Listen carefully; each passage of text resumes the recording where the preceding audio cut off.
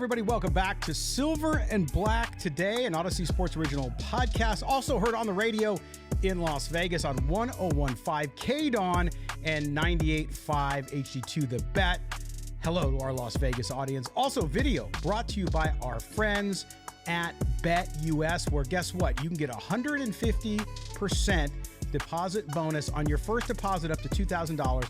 And then guess what? You get 125% bonus on your next two deposits. So that's deposit 2 and 3, up to $2,000 as well. Just use the code that I'm about to give you. And that, of course, is YouTube 150. That's YouTube 150. 150% on your first bonus sign up. That is your first deposit up to $2,000. And your second and third deposits up to $2,000, you get 125% using our code YouTube 150. Thank you to the folks at BetUS for bringing the video portion of the show to the audience over there. And I appreciate all of you guys being with us wherever you may be. Mo's off today, so I appreciate you guys being here with me. I'm Scott Gulbransen, host here. You can follow the show, by the way, on x.com, SNB Today. I am at LV Gully, Gully, and Mo, of course, you can follow him as well, MOEMOTON. You can check out my work up on sportsnaut.com. Mostly video these days, but I do write Raider pieces from time to time. Check out Mo's work also on Sportsnaut, which is all Raiders related, as well as his work on Bleacher Report. So thanks for being with us. Wow, what to talk about. Now, I know it's been negative. I say negative in air quotes for those that can't see me that are listening, because the Raiders are struggling. 2-5. Of course, we talked about it the last week. We got calls, by the way. We're going to talk about what the Raiders did this week to maybe address some of those issues as far as it goes with signing a quarterback, because Aiden O'Connell went on IL. So we'll talk about that in a minute and some of the roster moves that the Raiders have made. But we also will get into what the Raiders have to do against this Kansas City Chiefs team, right? That they're playing on Sunday, of course. And can they do it? Can they stay in this game? A lot of you reaching out to me over the last few days. Hey, we're the last ones to beat the Chiefs. That is true. Of course, that is one of the reasons why I believe Antonio Pierce got the job. The players going to bat for him obviously helped him a lot too. But I do believe that Chiefs win on Christmas Day was huge. I know a lot of you looked at that without playoffs for as many years as the Raiders have been kind of shut out of that. Obviously, 2022, the last time they were playoffs, they lost to the Bengals. But you look at that, and people were really proud of that win because it was so great to get that Christmas gift. And the Raiders, who could not get offense done that day either. Remember, Aiden O'Connell didn't complete a pass after the second quarter. Actually, the second quarter. So the offense even last year, and that was under under Antonio Pierce last year as an interim head coach. Now he's the permanent head coach. So you look at that and you say to yourself, okay, they beat the Chiefs last year because of defense. Now, we're going to get into the game, so I'm going to save that discussion, but I want to get to a couple things here. First of all, I want to say thank you all for the discussion over the last several days. Mo and I were very critical of Antonio Pierce and the Raiders because of how they've played over the last few games. That includes the mistake not to go for it on 4th and goal from the 9, down by 8. I've gone back and forth, and some of us have just agreed to disagree, and that's cool. I got no problem with that. Doesn't mean I agree. You don't agree with me. That's cool. Like I don't write people out of my life. I don't get angry if you disagree with me. I'll argue with you from a football point of view. A lot of you said, well, no, he still needed a touchdown. Yes, but it's easier to get a touchdown from 9 yards with a bad offense than it is from 60. That's my point. Well, what if he didn't get it? If he didn't get it, then you got the Rams backed up in their own zone deep, and the strength of your team is what? The defense. So at least you give yourself a little bit of chance. You're trying to flip the field at that point. Talk to a serious football coach, and they'll tell you the same thing. Take the emotion of a fan thing out of it, or your defense of the coach. And that's another thing. I got a lot of people coming at me. Oh, you're just negative about Antonio Pierce, and you just want him fired. No, I said on this show on Tuesday that I don't wish for anybody to get fired, and I hope that Antonio Pierce proves me wrong. I just don't see it right now. I mean, resume on the grass is his words. I keep using them because that's what he said, and I agree with him. Yeah, but he's got injuries. No. That's not why. Again, I said this last time. I want to make this very clear to everybody out there listening. If the Raiders were 2-5 and they were playing better football, and I say better football in that, hey, you don't have enough talent, you got injuries. Look, I get that. And that's part of it. There's no question injuries hurt this team. But the lack of awareness in game management is troubling. Time management is troubling. And it didn't just happen once. It didn't happen once against the Rams. You go back, it happened in the preseason. Mo mentioned this last show. It happened in the preseason. So for those of you coming at us and saying, whoa, nah, there's no excuses, man. There's no excuse. And everybody wants to use other examples. Every example, there's some truth to that. I can go back and forth. The Dan Campbell stuff, there's good points with that, and there's also bad points that you can't compare there. And I'm fine with that. But you can't tell me that there's no culpability by the team plays as it is coached. Penalties, miscues, turnovers. I know Minshew most of the turnovers. I get it. Who picked Minshew to start the games? Who picked him to be the starting quarterback? Easy answer. Okay. So we see this. We see Jared Mayo in New England, to me, having just as bad of a beginning of the season. His team is worse than the Raiders, as I think Antonio Pierce has had. Now, I've said it again, and I want to make sure you say this before you start leaving stupid comments on YouTube. I hope I'm wrong. I want Antonio Pierce to prove me wrong. I really do. It'll be better for all of you out there, our listeners, our viewers. You're much happy. When you're happier, our show's better.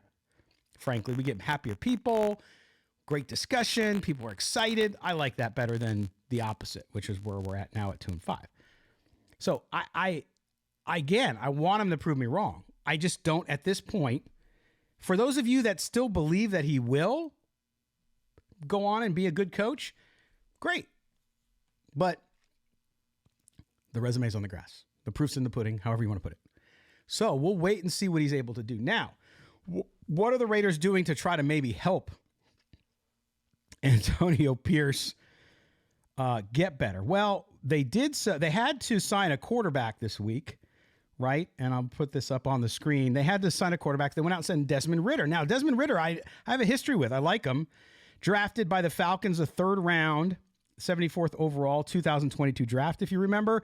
Appeared in 19 games, over 17 starts. He was 322 of 503, 64% completion rate, not bad. 3,400 yards, 14 touchdowns. That all sounds great, right?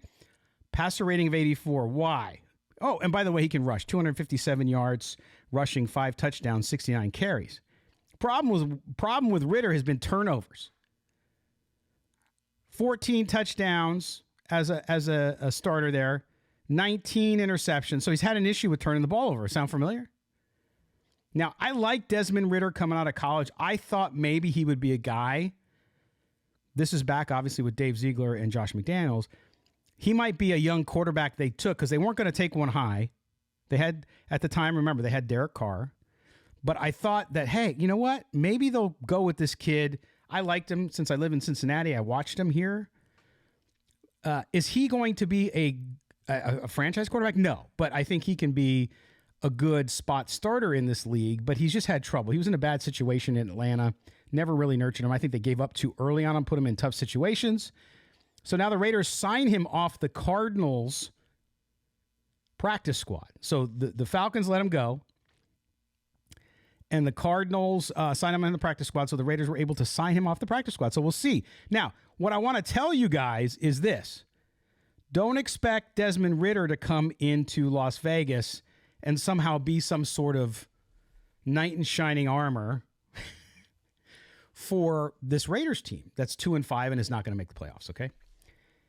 Now, can he come in and do better than Gardner Minshew? I don't know. They have some...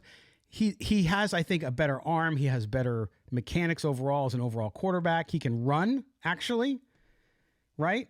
He can run, but at the same time, he turns the ball over a lot. That's the problem the Raiders have had. Biggest problem. That's what you can't have at quarterback. So we'll see. My guess is, and as of the recording of the show, we don't know if Gardner Minshew is starting in Kansas City. I would imagine, because Desmond Ridder just got there. He's got to learn the playbook. So my guess is it's Gardner Minshew in Kansas City, right? As this game kicks off on Sunday afternoon in the Show Me State in Missouri. So we'll see how that goes. But Desmond Ridder, Look, long-term, I don't know. He's an injury signing, okay? He's a guy they're bringing in. If he comes in and he has to play at some point, once he has enough of the playbook digested, and he does well, okay. But what I wouldn't get excited about, I mean, it's a long shot if you think Desmond Ridder is going to come in there and be the answer for the Raiders at quarterback. I would not have that expectation. Again, people can surprise you. Things can change.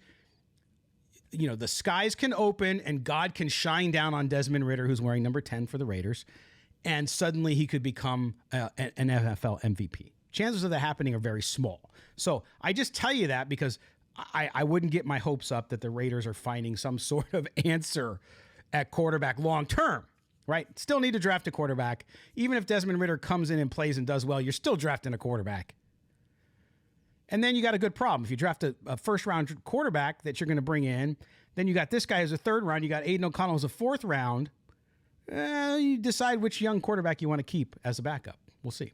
And then you still have Minshew for another year. So we'll see how that all unfolds. But that is what's going on with Desmond Ridder. Now, they also made some other moves I want to talk about because I think there's some interesting things here, and I'll talk about this one too with the roster moves. They signed wide receiver Terrace Marshall.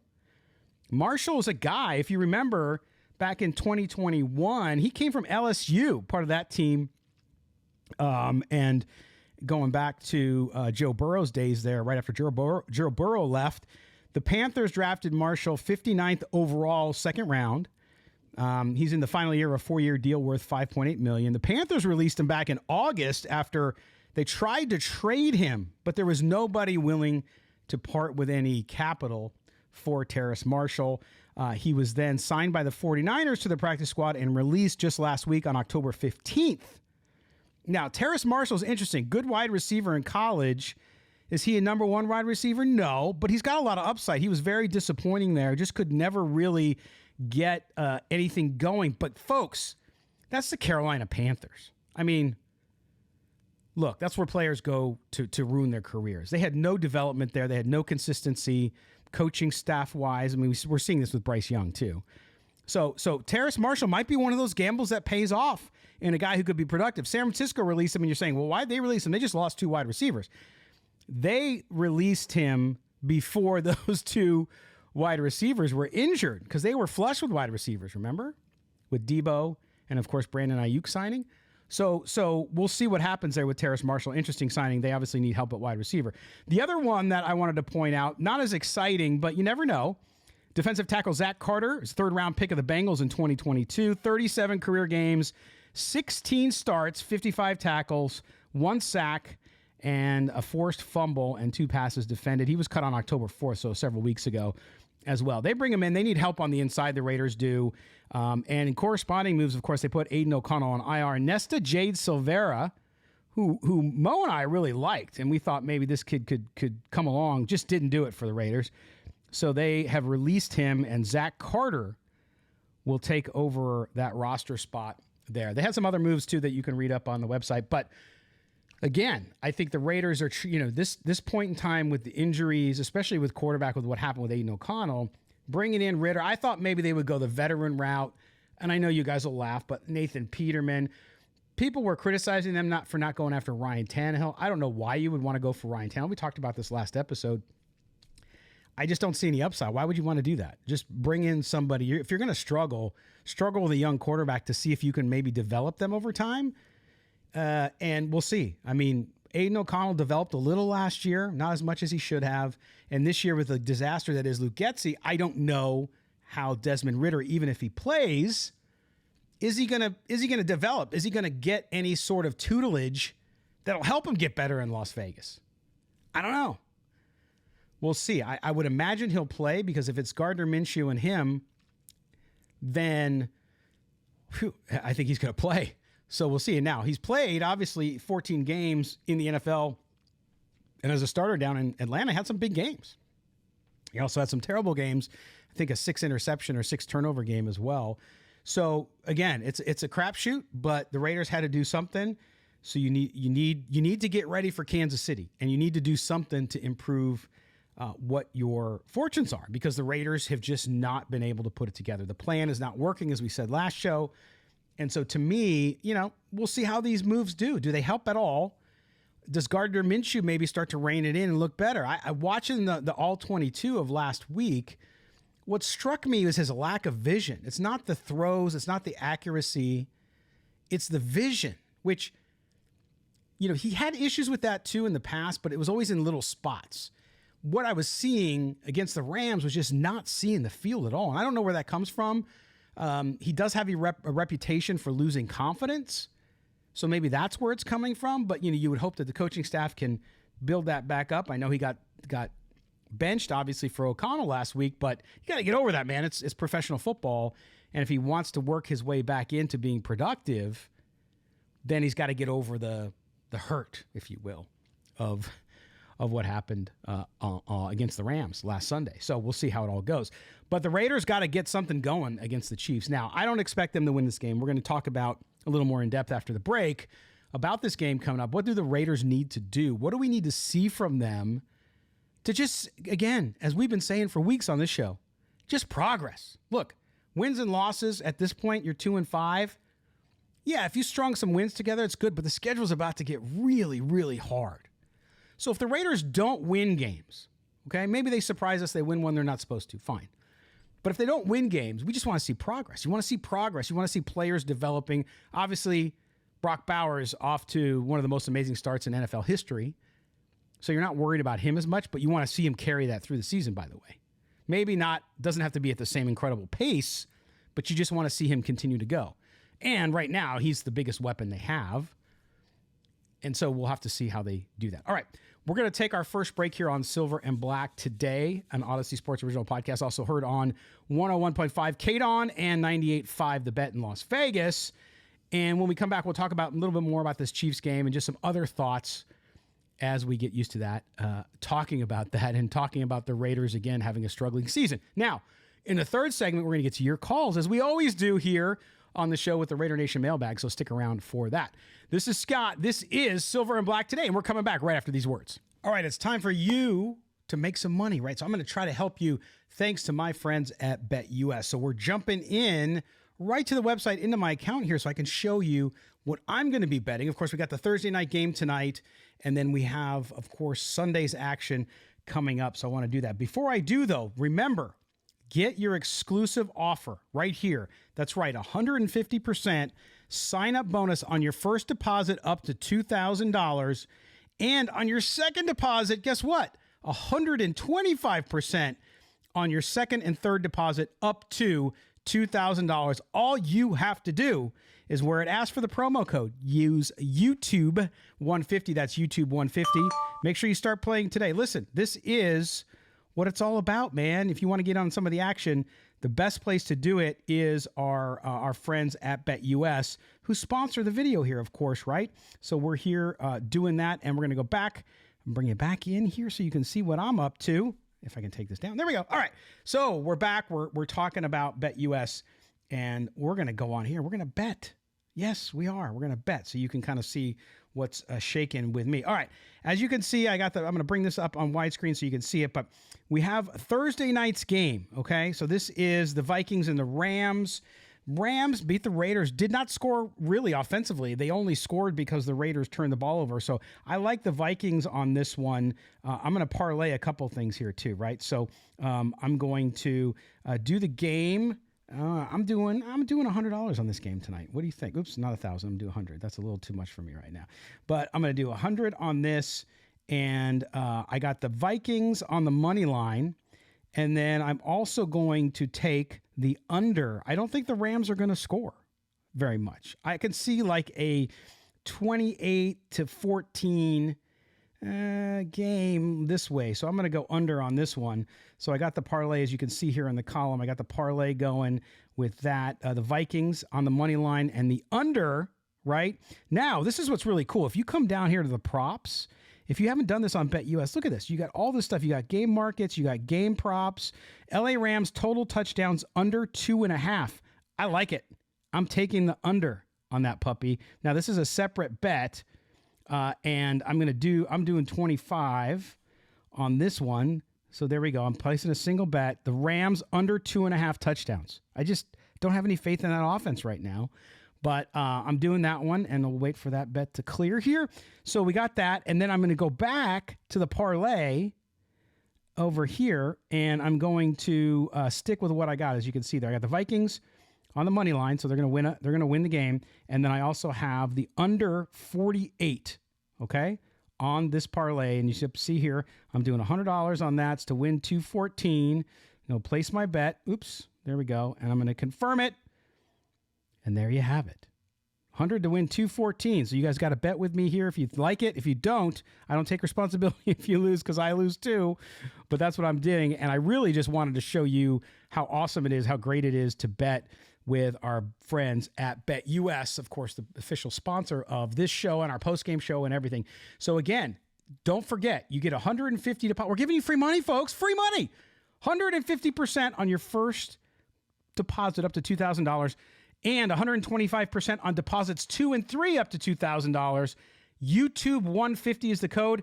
YouTube 150 is the code. All from BetUS, where the games begin. Official sponsor of Silver and Black Today. Hey everybody, welcome back. Silver and Black Today. How you doing today? I mean, Sarah, let's pull up a chair. Let's talk. How you feeling? How you doing? Raider Nation is always tough. Even though you get down because of the way the season's going, I never worry about it. And we're always happy to have you back here on Silver and Black Today.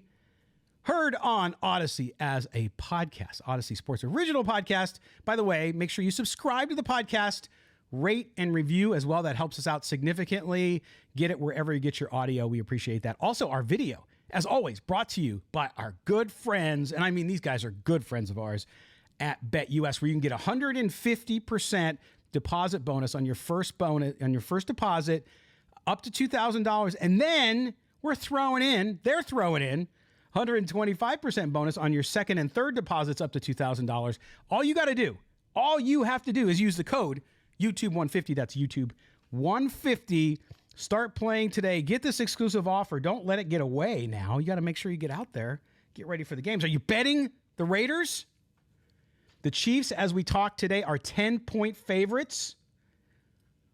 And that's only because the Chiefs are struggling. If the Chiefs weren't struggling offensively, they might be 13 or more point favorites, I believe, the way this Raiders offense has been unable to score touchdowns. And I think the Chiefs cover easily on this one. We'll get to that. You saw me betting in the break. If you're watching us, if you're not, then you can watch it on video and you'll see what I did. But anyway, check it out and make sure you use the code YouTube150. All right, let's talk about this Chiefs team, because the Chiefs now only undefeated team left in the NFL. Yes, and we hear about how terrible Patrick Mahomes is playing. Statistically, if you look at it, you look at Patrick Mahomes, interceptions. I mean, you talk about Gardner Minshew. Gardner Minshew has better stats than Patrick Mahomes. Yes. It's crazy. But now you look at Mahomes for the year. He's got 6 touchdowns, 8 interceptions, a 61.2. 61. I did not misspeak. Not 600. 61.2 quarterback rating. Oof. Okay. 1,389 yards. Not having a quote-unquote Patrick Mahomes-like season to start off with, at least through 7 games. Or for them, it's 6 games, okay? So you look at the Chiefs sitting there as the only undefeated team, okay? And so is there an opportunity for the Raiders here? Yes, there is, because the Chiefs aren't firing on all cylinders on offense. So your defense, we saw last Christmas, okay, the Christmas game. Is there revenge? Yeah. Are the Chiefs going to say, oh, yeah, we want more revenge for this game than a normal Chiefs-Raider? No, the Chiefs-Raider rivalry is so deep, so bloody, so full of dislike. It's always a big game. These teams could be 0 for both of them, and it would be a huge game. Am I wrong? No, I'm not wrong. Very rarely. So you look at that and you say, okay, you're going in. It's going to be knockdown, drag out, no matter who it is, when it is, what it is. But you're going into Kansas City for the first time since that Christmas game. Jack Jones had to look back. So the Chiefs will play it down. They'll play up the rivalry, as they always do. There's always good banter back and forth and bulletin board material Or now it's probably just social media on your phone. Nobody uses bulletin boards anymore. But anyway, so I think the Chiefs are going to have a little edge to them because of what happened last year. Now, the Raiders, the defense is playing well. They're not creating turnovers, which is, I think, indicative of their poor tackling, frankly, a lot of it. But the defense is still top 12. It's still doing pretty well. So these are two good defenses. Chiefs defense seems to create some more points off turnovers than the Raiders do, obviously. And the Raiders, frankly, just turn the ball over more than the Chiefs, even though the Chiefs have had their issues with that. So I look at this game and I think, well, could the Raiders do what they did on Christmas? I think so, but I doubt it. And I doubt it because the situations are different. When Antonio Pierce took over last season, coming off the Josh McDaniels nightmare, that team was in need. They were just down in the dumps. They hated life. They weren't having fun playing football, some of the guys said. So Antonio Pierce comes in there, takes over, and they feel that upward lift. You get that second wind because the Wicked Witch is dead, and now here's Dorothy, and she's going to take us down the golden path, right? So that's what Pierce did. So going in, I think the feeling was different, and frankly, there's a lot of different people on the team as well. But nonetheless, it was a different feeling, and I think they were in a different place. I don't sense that energy here. I'm not saying they don't give effort. I've only seen, from my viewing the film again, a couple guys who were you would go back to Antonio Pierce earlier in the season when he said made business decisions. I still think there's a couple guys doing that. But I think overall, you cannot erase the fact that this Raiders team is giving effort. Now, effort doesn't mean much if you don't execute correctly, meaning you have too many penalties or you turn the ball over, okay? But from that perspective, I think they're there. I just think the energy's different. Now, maybe they find it. Maybe they come out and surprise me, and they are fired up for the first time all season in a way we have not seen before, and they're consistent with that. Because the other problem we've seen with this team, and this is what concerns me about Kansas City, because Kansas City now, of course, you heard they traded for DeAndre Hopkins, 3-time Pro Bowl wide receiver from the Tennessee Titans. So they got another weapon now to go along with Xavier Worthy, okay, on the outside. Kareem Hunt's running the ball well. They have to run the ball. Kansas City has to run the ball. The Raiders have had trouble with running offenses going back to the preseason, going back to last year, frankly. So we'll see how they contain that, how they're able to do that. So if the Raiders can come out with an energy, then I might buy in a little bit. The problem is what we've seen, and this is consistent, we've seen the Raiders this year play very well at times, even offensively. But then when they get hit in the mouth and they get really challenged or they have a big adversity, a big turnover or something like that, they seem to crumble, okay? That's what we've seen so far this year. I think if you go to Kansas City and that happens to you, they could get blown out if Kansas City finds its way. If not, I think you run into the same problem, though. You run into the problem of, defense has got to carry you again. And if Patrick Mahomes finds it, again, and I know it's a big if because he's not been good as he is usually this season, but Patrick Mahomes makes 2 or 3 plays a game. And if those 2 or 3 plays are at the right time, even if he's not himself over the last few years, then guess what happens? Then you suddenly find yourself down. You know how these games go with the Chiefs and the Raiders. They're either really close and just really good knockdown dragouts, or they get out of hand. Either way, okay? Last year we saw the Raiders come out, punch them in the mouth, and then they couldn't score points and let the Chiefs come back, and then the defense turned the day. I believe if they're going to win this game on Sunday in Kansas City, they're going to have to come up with a big turnover or 2. That defense is going to have to do what it did on Christmas. Plain and simple. And they're missing bodies. They don't have Malcolm Kuntz, right? Now, defensive backs, not Epps, Merrick, Trayvon Merrick, Nate Hobbs, those guys are doing well. Really, really well. A lot of you talking about how they should sign him to an extension. I agree. So those guys are going to have to play out of their heads. They're going to have to play really good games. So I think to win, to have a chance to win this game, to keep it close enough to win this game, I'll put it that way, the Raiders are going to have to come up with turnovers, and they cannot turn the ball over at all on offense. Jackson Powers-Johnson going to get his first major challenge with Chris Jones on the inside. Antonio Pierce talked about it in the press conference on Wednesday, and said, well, we're not going to leave him out there alone, meaning they're going to double team. But nonetheless, he's going to get a big challenge there, so it'll be fun to watch that. I think that's going to be a fascinating watch to see how he does. I don't expect him to beat up Chris Jones and keep him to nothing, but I would love to see him go along and do pretty well there. So we'll see how it all works out. But I'm just looking at this, and I think this is a difference between the Raiders and the Chiefs. Forget the talent level and the injuries, because they lost Pacheco, they lost Rashee Wright, they lost their two best offensive players at receiver and running back, and they're still winning. They're still winning. Travis Kelce's done nothing, and they're still winning. So that's the difference. Is you chase adversity and you try to beat adversity, meaning that when you find something, you get knocked down, you get back up, and you go harder. That seems to be the Chiefs' way. The Raiders this year, unfortunately, they get knocked down and they kind of, right? So that's the difference. They can't do that against the Chiefs. If they come out and play like everyone knows they could, if they play with the intensity that Antonio Pierce promised the fan base they would play with when he got the job, then I think they stay in the game. If they don't, it could very easily be a blowout.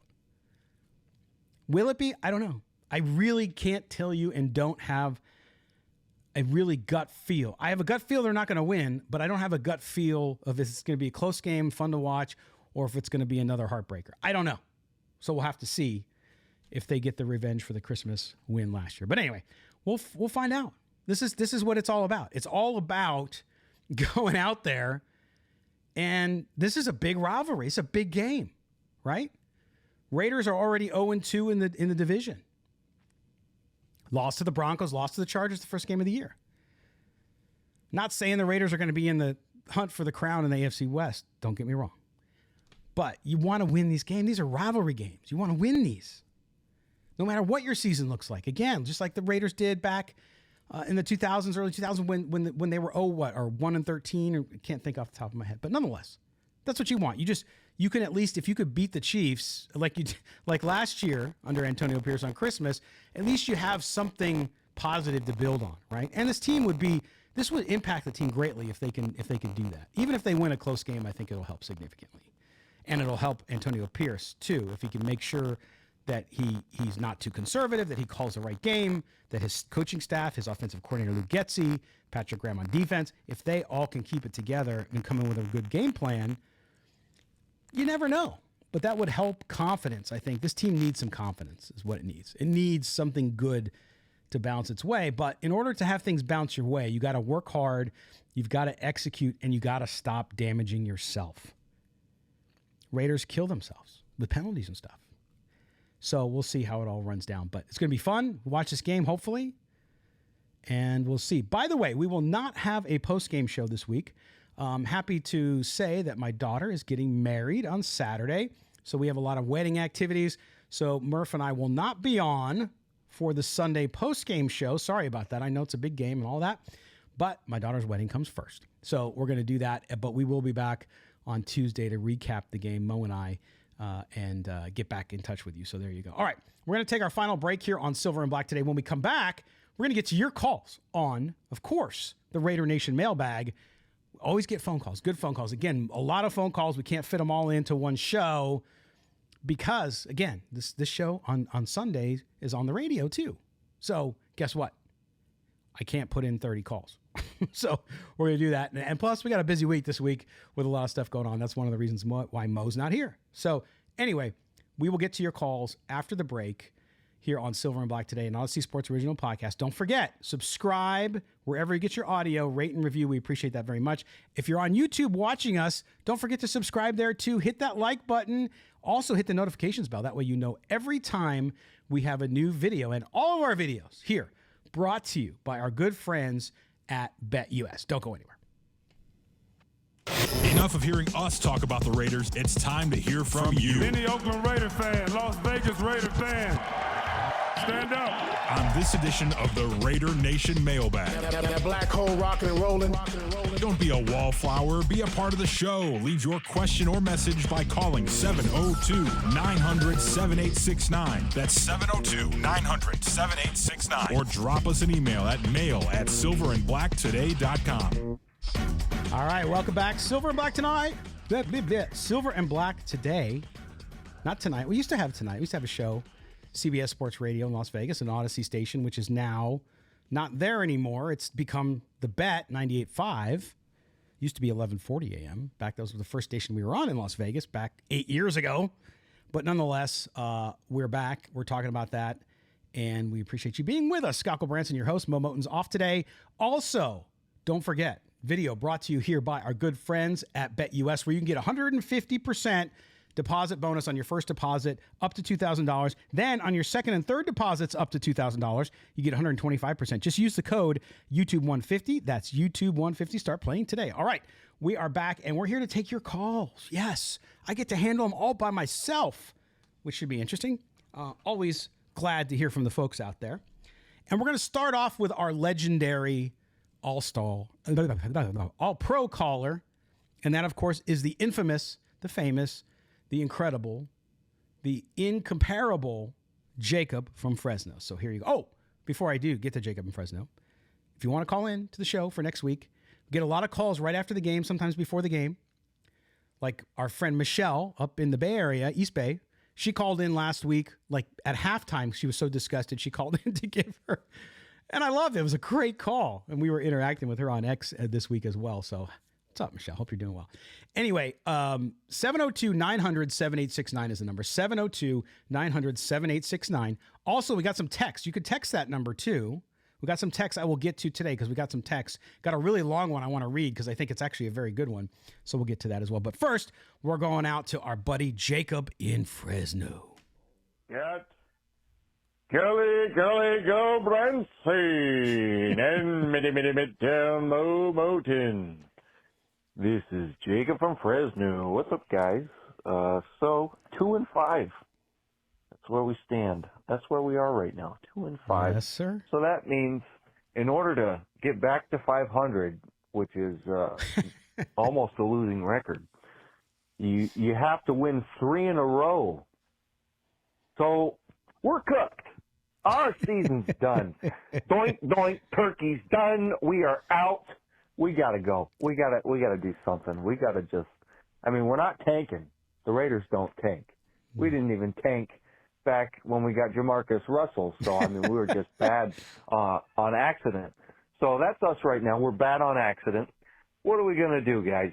What can we do? What ought we to do in hopes of the future? Now, I'm not one for tanking, but I am one for not being a total imbecile.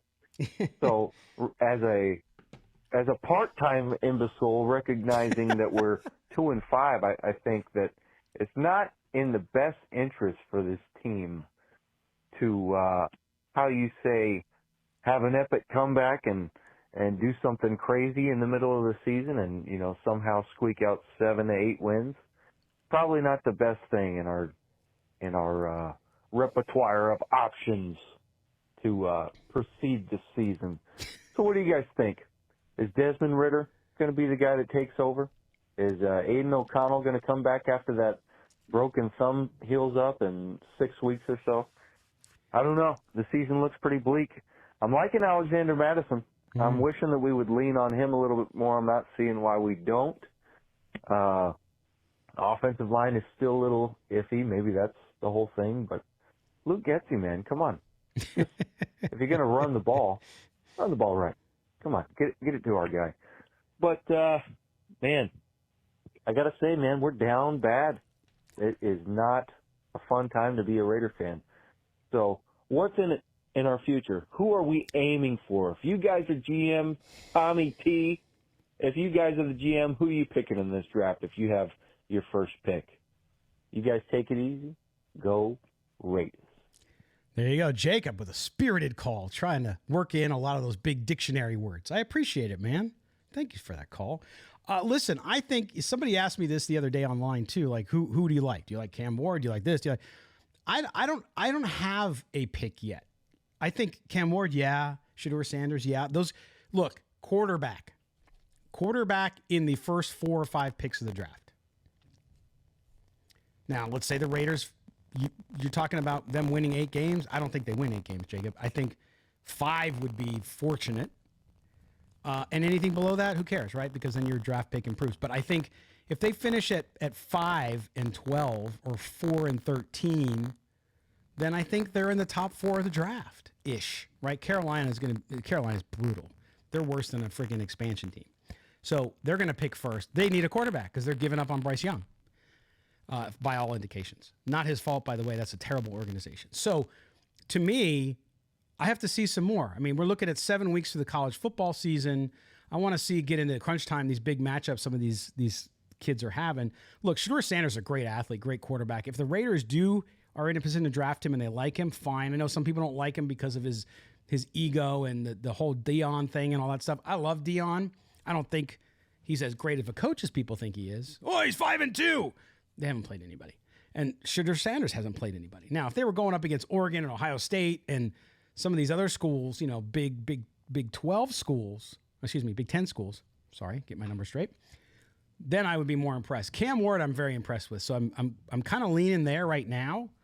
But the Raiders need to get to the top of that draft. No, not Travis Hunter. No, you need a quarterback. So whoever that is, I mean, there's some guys like Beck has fallen off. I'm not interested in him. I don't think he's a guy who's going to make it in the NFL. Just don't. So Quinn Ewers, same thing. I think he's been disappointing, even though Texas has had a good season, obviously. So we'll see, Jacob. But we'll get into this. We'll continue to talk about it. I want to see a couple more weeks of these college kids and see where they're at, but we'll get to it. Thanks, Jacob. All right, now we're going to Chavi up in the Bay Area. Here's Chavi.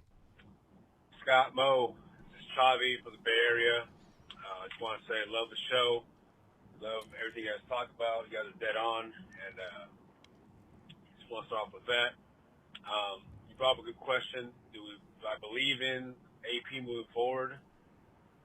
And that's definitely a hard no. I don't believe in this coach staff at all. I wanted AP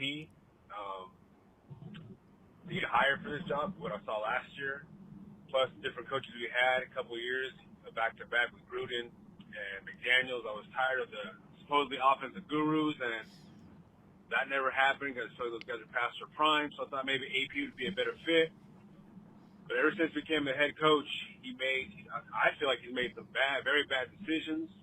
You hire Luke Getsy, which I think I was on the show before in the summertime talking about how that was a bad hire. This guy just got fired a year ago, and he gets promoted to offensive coordinator again.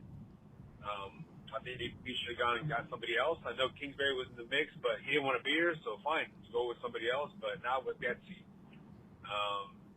Then all this game management stuff, like he's not equipped to be a coach, and I don't trust moving forward that he can get an offensive coordinator or get this team in the right direction.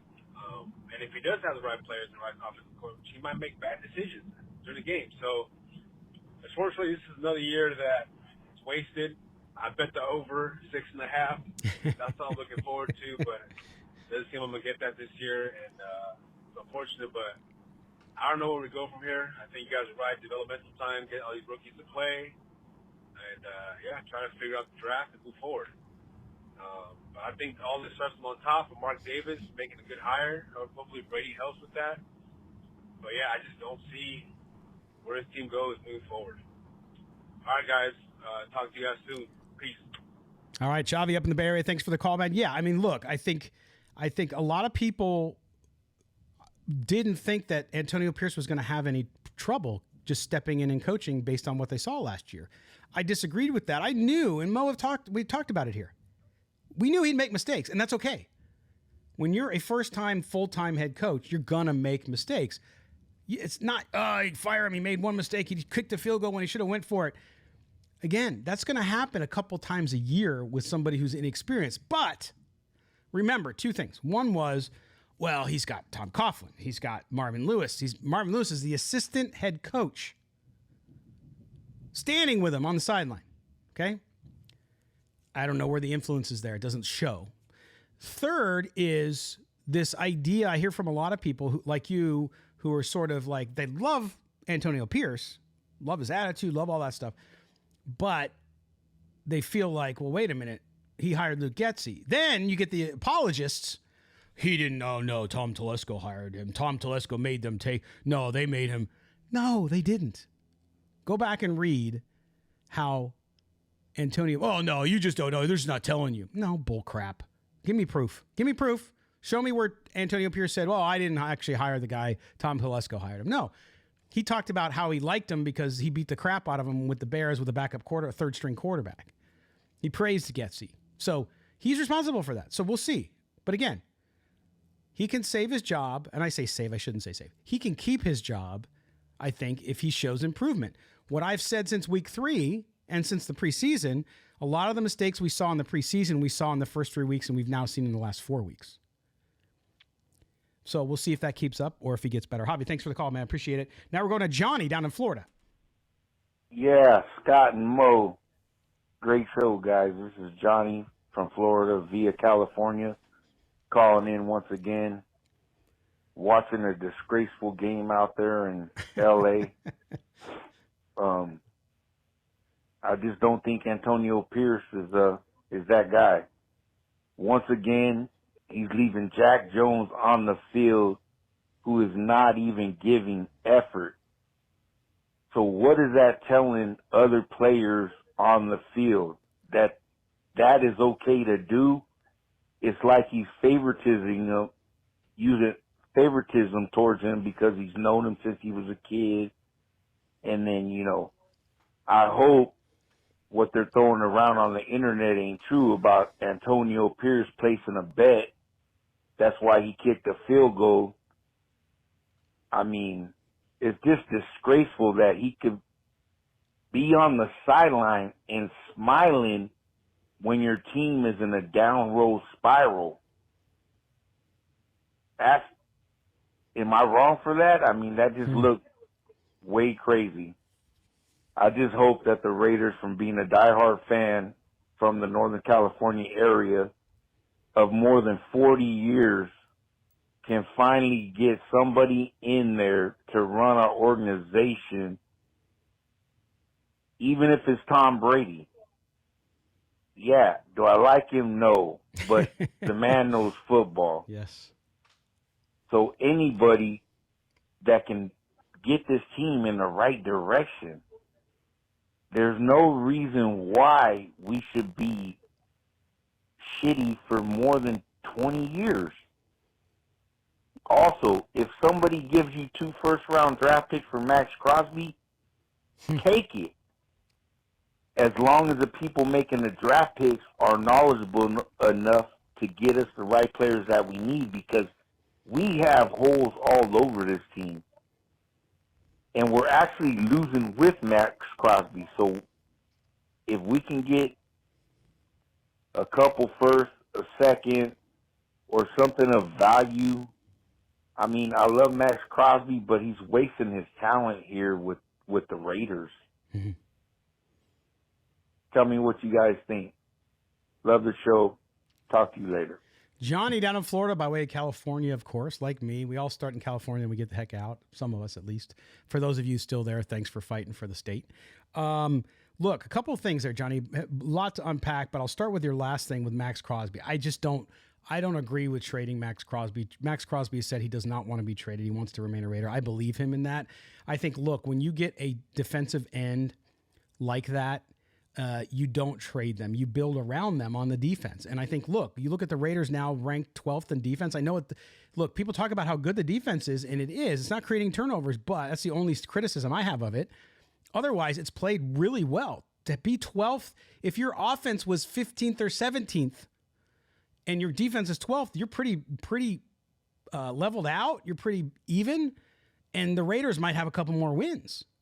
So, and I think that's because of Max Crosby. So I don't think you trade Max Crosby because then you're devoid of a number one defensive end, an edge rusher, which you have to have in the NFL. So I disagree with that one, but I understand where you're coming from. I understand what people are saying. They just want their team to get better. So I get that. The second piece I was going to address with you was this idea or rumor about Antonio Pierce betting on the game. I don't believe that. I think he just made a bad decision. I just don't buy the betting thing. Come on, I just don't. I don't think he would do that. I just don't. So I'll put that aside. But I think past that, though, his demeanor on the sideline and things like that, again, there's a lot of pressure on a head coach when you're in that role. Not in the role he was in last year where he was the knight in shining armor rescuing the team from the evil McDaniels. No, it's different now. He's in charge of everything. So how he acts on the sideline could be indicative of that. He could be struggling with the role and what it is, so he might not be himself. So I think give him a little grace there. We'll see if he can turn that around. Why he doesn't get fired up on the sideline, I don't know. That's a good question. When he was the linebackers coach, did I see him get fired up on the sideline? Did he do it a little more last year in the interim role? Yes, but again, it's a different role. The pressure is different, so maybe that's having an impact. But Johnny, thank you for the call, man. I appreciate it so much. All right, we're getting off to another Johnny. Now this time the other coast. Johnny in San Diego, calling here on Silver and Black today. Hey, Scott, Mo, this is Johnny in San Diego on the 15, heading north, so you know the traffic sucks down here. Yes. First time, long time, Scott. I think I started listening to you when it was you were on internet radio, and the Raiders were about to come to Vegas. Yeah. That's how far back I think I go in terms of listening to your show. What do I have to say? Let's see. AP, I think he's going to last this year, right? I think they're going to give him a mulligan because of the quarterback situation. I'm thinking he thought he would have somebody better in the quarterback room at the beginning of the season, and then maybe Telesco maybe pulled some BS and gave him the worst quarterback room in the NFL. And what does it say when Desmond Ritter, who we just signed off the scrap heap, off the practice squad, is the most physically talented quarterback that we've had in the past 2 years? Yeah, true. That just says everything about the quarterback room that we have, about the number one position in football that we have. Nobody, absolutely nobody that can tote that can handle the ball, that can lead the team on the field. That just speaks volumes. My solution is, if AP does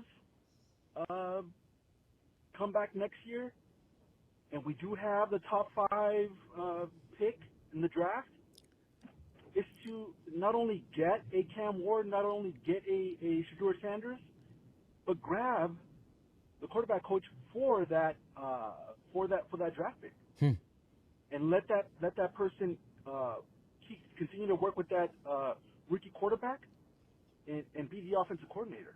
That's the only thing I see right there, because like I think Mo and Scott, I think you're right on. There's AP. I don't think has the credentials to kind of bring in a top flight OC. So bring in the quarterback coach or the OC from that college where you draft the quarterback from. I mean, that's the way I see it. And please, can you give me at least 5 minutes on the top 5 quarterbacks? Because that's what we're all asking about. College quarterbacks. Give me the top 5. What do you see? What did you see in this past week in the games they played? All right, guys. Thank you very much. Go Raiders. Johnny on the I-15 in San Diego. I'm assuming going north. I don't know. You might be going south. Traffic both ways is bad. When I was a kid in San Diego, 15 used to be empty all the time. That's how old I am. So, but Johnny, thanks, man. I appreciate it. Also, a longtime listener going back to when we were on like Spreaker. So you're going back to like 2016 into 17 before we got the podcast feed, and then of course on the radio right after on 2018. So, thanks, man. I appreciate it down in my hometown of San Diego. But the quarterback thing, we will get into that. We'll start doing that. I just took your suggestion. We will work it in the show. We're going to kind of, we'll make sure we keep in touch with what's happening with the top 5 quarterbacks on a weekly basis and kind of give you who's up, who's down, that kind of stuff so you can keep track of them. But your point about if you get a Shedeur Sanders or somebody that get their quarterback coach, the OC, the quarterback coach would be an interesting one. Again, coaching, the interesting thing with coaching, and when I worked in college athletics, is you realize this, or when you work in pro sports, it's all about relationships. So a coach doesn't just leave one school to go to another. There's usually a connection. One coach goes to another school, and eventually they bring people that they worked with at the last stop. So I think that's why coaching trees, if you want to call them that, are so important. So if you get a quarterback like that, while I think your idea is good, because they would have a familiarity with the player, I don't think from an OC standpoint it makes sense, because you might have somebody who's an OC in college who doesn't know the pro game as well. It's a very different game, and that might not work out. Quarterback coach might, absolutely. But what you want is you just want an offensive coordinator who knows and can develop a young quarterback, has some record with doing it, either in the NFL or in college maybe, but more likely in the NFL, somebody who's brought along and worked with a quarterback that did well, and that people usually know who those guys are. So that's really what they need. So I'll defer on that too, because I think if Antonio Pierce is here for a second year, if he kind of changes the trajectory the second half of the year, again, not wins and losses, just overall coaching the team, then there's no doubt to me that either Tom Brady or Tom Telesco is going to tell him, all right, we're going to help you find an OC, because the first time was not a good one. And I don't have any doubt that happened. When you talk about the Dan Campbell example, going 3-13 his first year and then turning things around as a rookie head coach, that is different. I mean, that's where it's similar in that he went 3-13, they changed it around, brought in an OC and had a great draft, and things changed quickly, right? So there's hope for Raider fans and Raider Nation, which is you could change it pretty quickly with the right people in place, not only from a coaching perspective at a key position like offensive coordinator, but also with the players on the field, offensively, defensively. Obviously, you got to start with that quarterback. And I agree, quarterback room, when Desmond Ridder is the most athletic quarterback you have, yeah, I agree with you. But anyway, Johnny, great call from down in San Diego. All right, now, this call has no name on it. I keep telling you guys, make sure you leave your name. Now, this voice I recognize. I just can't put the name with the voice. So you can write in the comments on YouTube and tell me, and then do that. But here's our next caller, who shall remain nameless until he tells us his name. Yeah, Scott and Mo. Oh, sorry. That was Johnny. Show, guys. Here we go. That was Johnny again. I pressed the wrong. See what happens? I'm by myself. Mo, you left me for the day, and now I'm pressing buttons the wrong way. Anyway, here we go. Here's our unknown. Don and Mo. Just first one, I give you guys props for today's show, at least on YouTube, today's show. You guys just have a good pulse for what's going on. And, let me take you back a minute. When you've been a fan as long as I have for decades, and I'm talking about when you're a kid watching games, they lose on Sunday, and your whole Sunday is bad, and part of your Monday is bad. And that's been that way for me for, honestly, a couple decades. And I'm finally at the point, it's like when you go through something enough, you just kind of see the red flags and you see what's going on. And I think that's why sometimes veterans fans that chime in and they're not getting too emotional can kind of take a step back and see what's up. And, in the off season, you got a couple key indicators. One is who's my coach, who's my OC, who's my quarterback. On all those points, we failed. Let me start with AP. I didn't understand why all these fans were so excited about let's hire AP and had argument on chat and wherever, but the guy's never been really a successful head coach. At Pauly, he was all right. It's a big-time program. I'm not sure why. Uh-oh. I think he cut out on us. See, I'm not sure who it was, but thanks for the call, and then your cell cut out. So call back in. His point, though, was about, head coach, offensive coordinator, and quarterback. So even if you didn't agree with the AP hire, which I was okay with, I was disappointed, and this is what Mo and I said throughout the whole process, that they didn't interview really other viable candidates. Had they interviewed other viable candidates, pick a name, real candidates, not just, check the box guys, and they picked Antonio Pierce, okay, totally fine. Went through the process. It's all good. They thought about others too. Instead, they had their set. We saw what the players did, including Devontae Adams, Josh Jacobs, and of course Max Crosby. Those were the three main players who were very public about it. Two of them are gone, clearly, and I was okay with that. But we expressed our doubts about some of that decision, meaning that he doesn't have a lot of experience. So that's fine. If you don't have a lot of experience, what do you do? I remember the first management position I ever had. I didn't have a lot of experience. So I hired people, but I also had people who told me, and I hired people who were experienced and who had done really well. And I hired people who I knew had skill sets that I did not have and had a record of success. So that helped me, right? I was never threatened by people. I didn't feel threatened by anybody. So I was like, okay, do it. In this case, we both said on this show was, okay, so who's his offensive coordinator be? Well, we heard the Kingsbury stuff. That didn't work out, unfortunately. We heard Kubiak was a big name, remember? That was also another one, although he struggled this year too. But anyway, you look at that. And then all of a sudden, and I remember Mo, I can see it in my head, the day when he said on this show, don't let it be Luke Getsy, because Luke Getsy got fired in Chicago. And who is it? It's Luke Getsy. And then they don't get a quarterback in the draft. And they get Gardner Minshew, who to me, I know how everybody thinks of Gardner Minshew right now, but in the free agent market, it was Kirk Cousins and then Gardner Minshew. It was not a deep class. Oh, Sam Darnold. Yeah, you didn't know Sam Darnold was going to do what he was going to do. Everybody else thought he was dead too. So they signed the best free agent they could sign. It just turns out he's not playing as well as he did last year.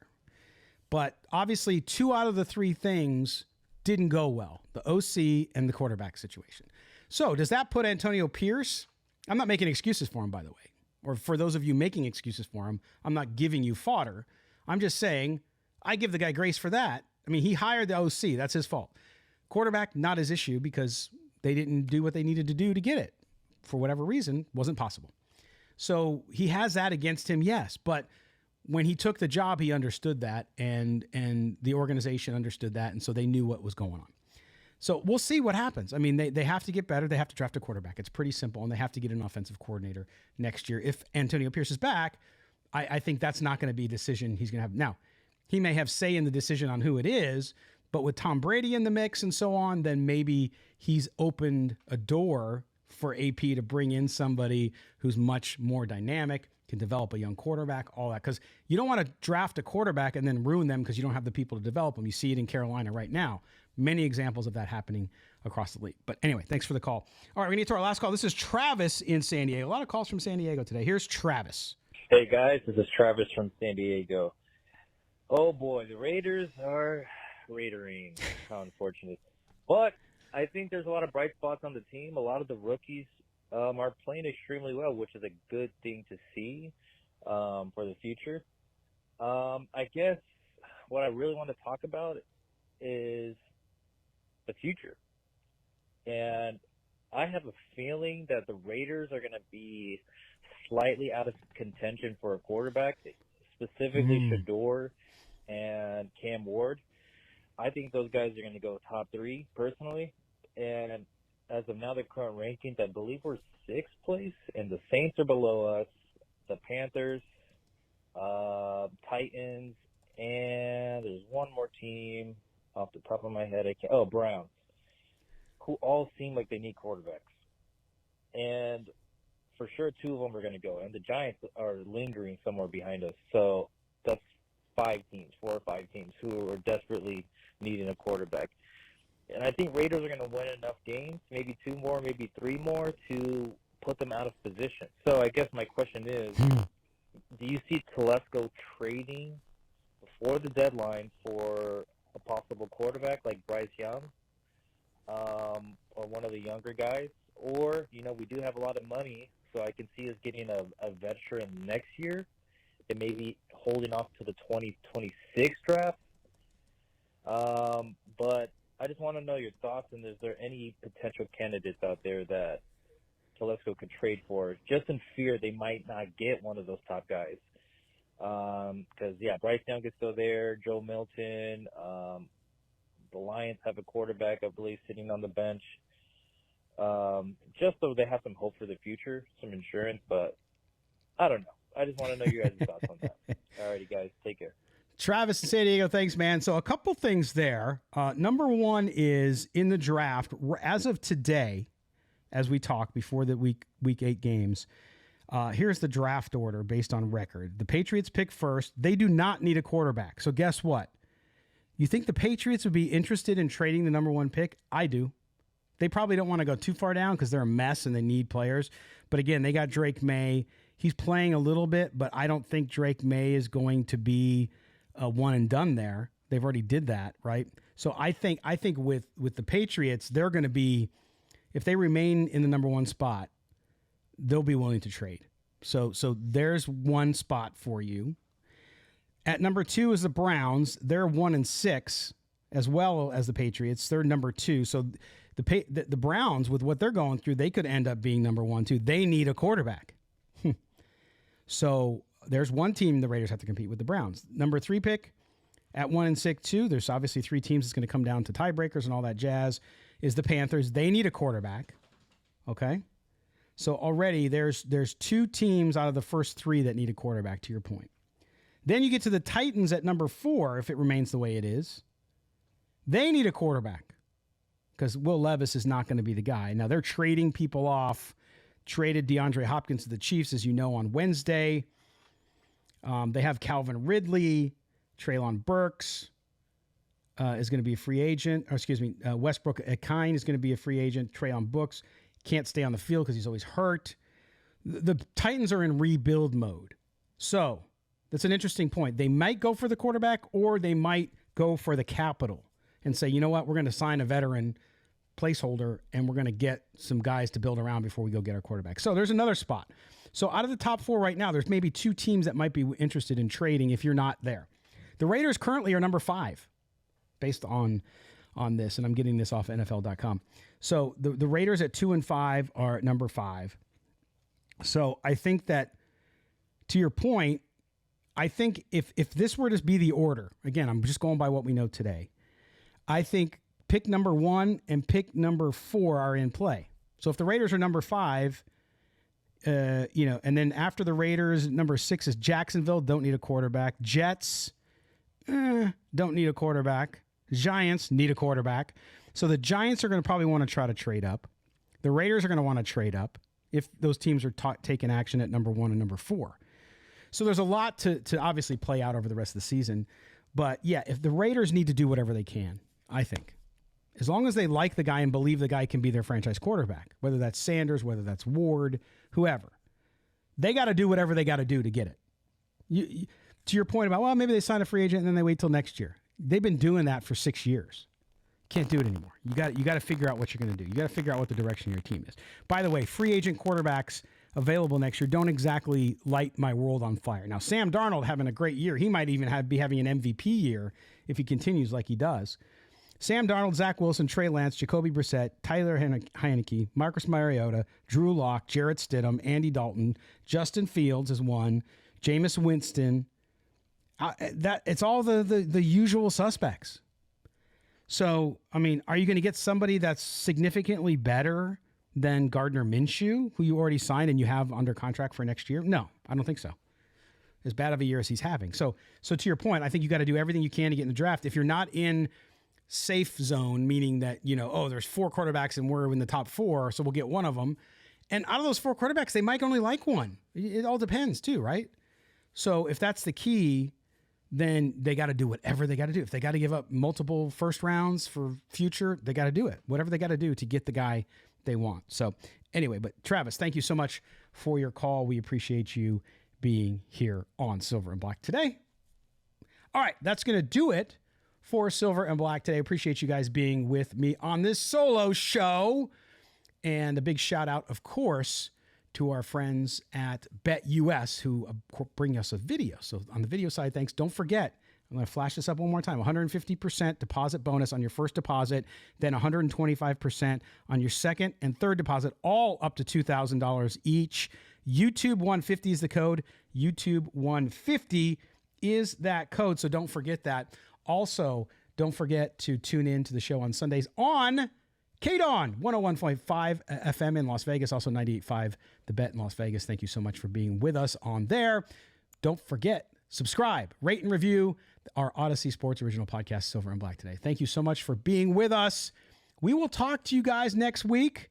Enjoy the weekend. Hopefully they beat the Chiefs. I will talk to you. We will be back Tuesday again. We will not have our Sunday post-game, our live post-game show we usually have with me and Murph because I got my daughter's wedding this weekend, so I'm going to be off. So anyway, we will catch you guys again on Tuesday. For our producer, Mike Rabier at Odyssey, and our executive producer on the radio, Mr. Mark Bonilla. For Mo Moten, I'm Scott Gulbransen. This has been Silver and Black today. Everybody, have a great weekend, and hope for your sake, the Raiders pull another upset in Kansas City. We'll talk to you next week.